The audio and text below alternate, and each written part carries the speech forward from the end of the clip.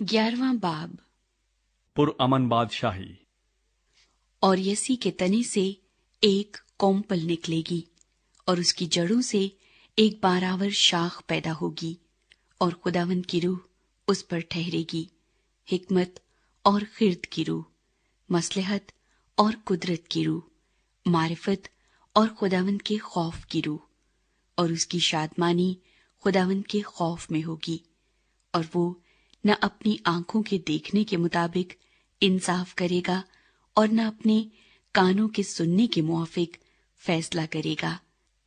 और वो अपनी जबान के असा से जमीन को मारेगा और अपने लबों के दम से शरीरों को फना कर डालेगा। उसकी कमर का पटका रास्तबाजी होगी और उसके पहलू पर वफादारी का पटका होगा। बस भेड़िया बर्रे के साथ रहेगा और चीता बकरी के बच्चे के साथ बैठेगा, और बछड़ा और शेर बच्चा और पला हुआ बैल मिलजुल कर रहेंगे, और नन्हा बच्चा उनकी पेशरवी करेगा। गाय और रीछनी मिलकर चरेंगी, उनके बच्चे इकट्ठे बैठेंगे, और शेर बब्बर बैल की तरह भूसा खाएगा, और दूध पीता बच्चा सांप के बिल के पास खेलेगा। और वो लड़का जिसका दूध छुड़ाया गया हो अफई के बिल में हाथ डालेगा।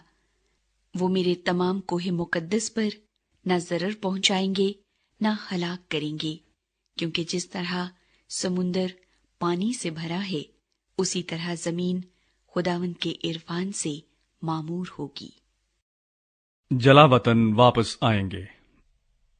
और उस वक्त यूं होगा कि लोग यस्सी की उस जड़ के तालिब होंगे जो लोगों के लिए एक निशान है, और उसकी आरामगाह जलाली होगी।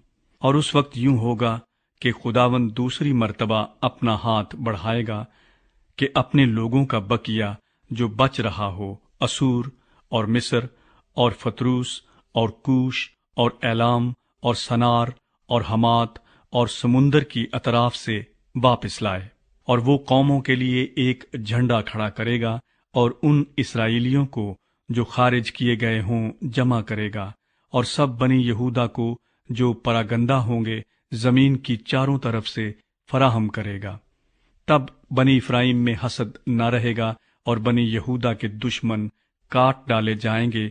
बनी इफ्राइम बनी यहूदा पर हसद न करेंगे और बनी यहूदा बनी इफ्राइम से कीना न रखेंगे। और वो मगरिब की तरफ फिलिस्तियों के कंधों पर झपटेंगे, और वो मिलकर मशरिक के बसने वालों को लूटेंगे, और अदूम और मोआब पर हाथ डालेंगे, और बनी अमून उनके फर्माबरदार होंगे। तब खुदावंद बहरे मिस्र की खलीज को बिल्कुल नेस्त कर देगा और अपनी बादे समूम से दरियाए फरात पर हाथ चलाएगा, और उसको 7 नाले कर देगा, और ऐसा करेगा कि लोग जूते पहने हुए पार चले जाएंगे। और उसके बाकी लोगों के लिए जो असूर में से बच रहेंगे एक ऐसी शाहरा होगी जैसी बनी इस्राएल के लिए थी जब वो मुल्क मिस्र से निकले। 12वां बाब। शुक्रगुजारी का नगमा। और उस वक्त तू कहेगा, ऐ खुदावंद, मैं तेरी सिताइश करूंगा कि अगरचे तू मुझसे नाखुश था तो भी तेरा कहर टल गया और तूने मुझे तसल्ली दी। देखो, खुदा मेरी नजात है, मैं उस पर तवक्कुल करूंगा और न डरूंगा, क्योंकि या यहोवा मेरा जोर और मेरा सरूद है, और वो मेरी नजात हुआ है।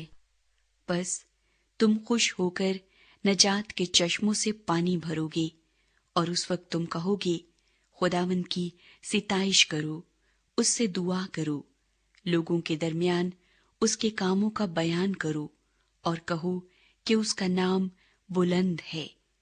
खुदावंद की मदह सराई करो, क्योंकि उसने जलाली काम किए जिनको तमाम दुनिया जानती है।